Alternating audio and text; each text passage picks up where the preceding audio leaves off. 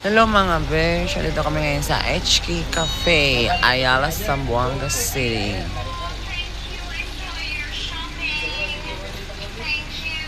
Ayan po yung mga anak ng chairman. Ito isa, anak ng SK. At ito isa, pamangkin ng councilor.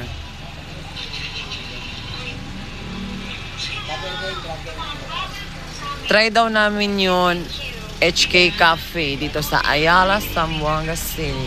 Ay kuya, pwede dito na lang kami sa labas? Pwede pa? Dito na lang kami. So, eto na nga po.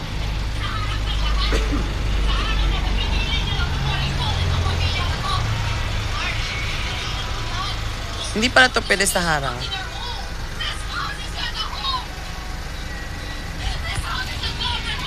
Okay, hanggang dito na lang.